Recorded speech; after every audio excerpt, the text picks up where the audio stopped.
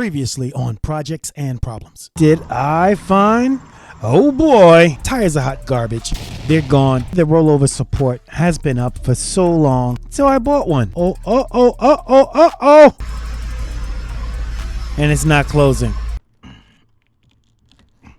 Hey Project fam, we did something good. Our last video, we knocked it out. We had two things we wanted to do. Number one, we wanted to change the rollover support. And number two, we wanted to get this roof working. And okay, so we didn't get the roof working, but we did manage to fix the rollover support. So now I'm going to spend a little bit more time and try and figure out what is wrong with this doggone roof. So if you've been with us from the beginning, you'll know that when I got the car, the roof was up.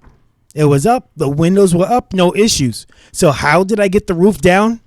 I turned the key. The windows went down and the roof. Wait a minute. That's not how it happened. I opened the rear clamshell with that red tool right there. Then I put the key inside the ignition and I used the switch to open the roof. So let me just try doing that in reverse. Yo. This is it. Just keep holding on. Hold on to the button. Come on. What's going on? Maybe the clam isn't open enough. Oh, I have to open up the hydraulic gate. They had that in the manual instructions. So let me open up that gate so I can pull the roof closed. Let's try doing that first. Don't want to pull too hard. Don't want to break anything.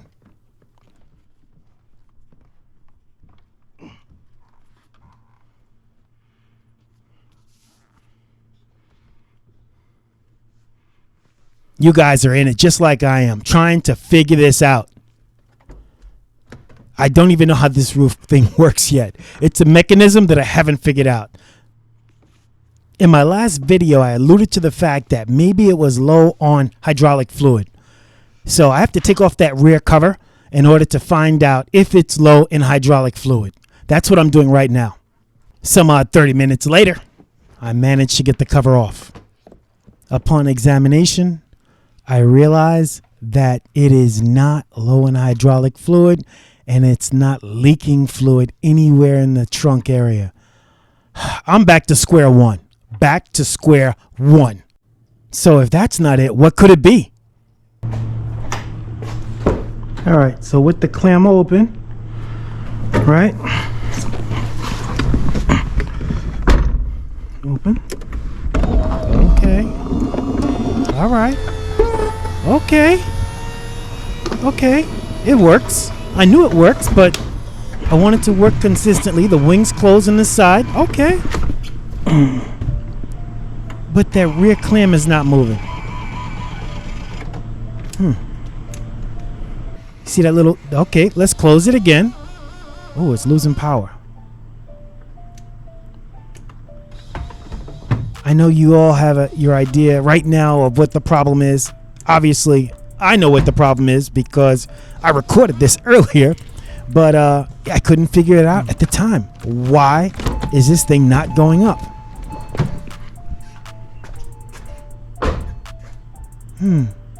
That's what I say all the time. All I say is, All right, let me try putting the key in the door and closing it that way. All right.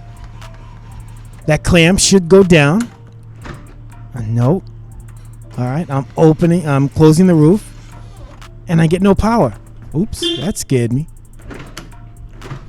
I get no power. Oh, wait a minute. All right. Just keep doing this. Let me try and figure out what's going on. I keep turning the key, closing it, and obviously the car's alarming itself. Beep. No? There you go. Something's not right. I just can't figure it out. Now, I'm only, 5 minutes into this video, but I guarantee you I spent hours and hours of off-camera time trying to figure this out. I'm only giving you guys the highlights. Oh, in this case, it's not working, so maybe the lowlights. But this is all part of the process, and I enjoy this. This is the fun part of getting these cars to work.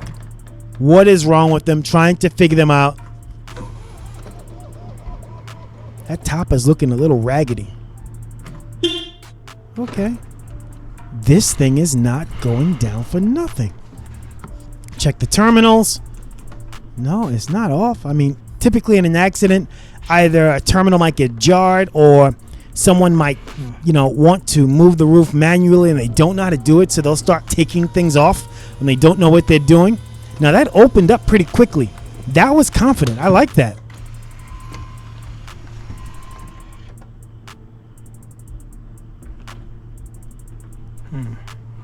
All right. I'm going to skip to the solution. Y'all ready? All right, here we go. The solution is the battery was dead. I had no power in the battery. Once I got the car started and hit the roof button, ta-ta-da-da! There's the hook, come out, pause. Make sure the clamshell is all the way open, right? Okay. That's the manual tool. Press the button. Let's see if it's, oh yeah. Oh yeah. That's how it's supposed to work. And then that clam, oh, it's just popping up and down now. This roof is showing out, y'all. That's how it locks. There you go. That is locked. I am concerned because the light is still on the dashboard saying that the roof is open. So there is something on the car that's sending a signal to the brain saying the roof is still open. I'm giving you a hint because I think I know what the problem might be. There's a switch that controls that clamshell. It might be defective or faulty. So I ordered that switch because I went to the local Porsche dealership and they looked at me like I had two heads. They had no idea what I was talking about. So I went online. I really didn't need them for that. But while I wait for this part to come in, let me start working on, sorry about that, that was a little obnoxious. Let me start working on a favorite project of mine. So I took out the console, I painted it, and gave it a couple of coats of clear coat. I mean, this thing looks shiny. It looks like glass. It looks wet. That's what it looks, straight wet. But there's a balance between wet and and drippy, and I got it kind of drippy, so I'm using all of my tools to kind of clear off some of the drip, clean my tool, and now I'm just going to reinstall this. This is the art of multitasking. While I'm waiting for this part to come in, oh, look at the contrast. That gray. And the car is not gray. The car is a blue, like a light blue gray. It's like a Carolina blue almost. So I'm going to put this back together. So while I'm doing this, I ordered two parts that I needed that were very important. The first is the micro switch for the clamshell.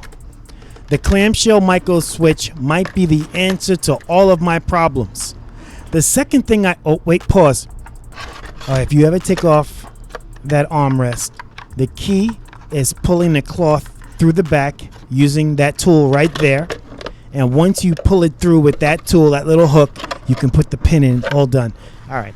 So going back, the second part that I ordered in addition to that clamshell micro switch was a grommet for my windshield washer pump because it was leaking.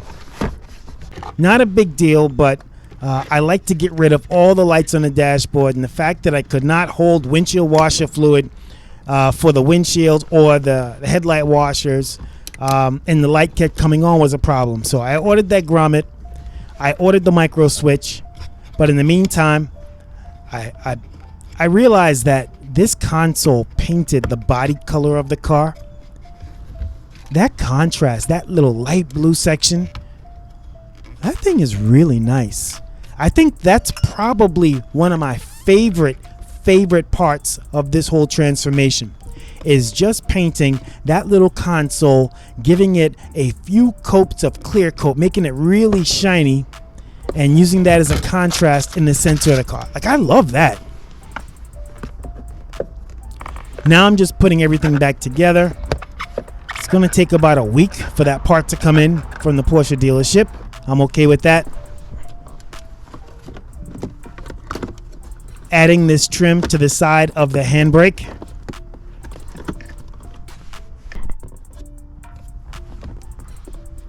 That looks really sharp. Put the shifter boot back in. Shifter boot is gray to match the interior.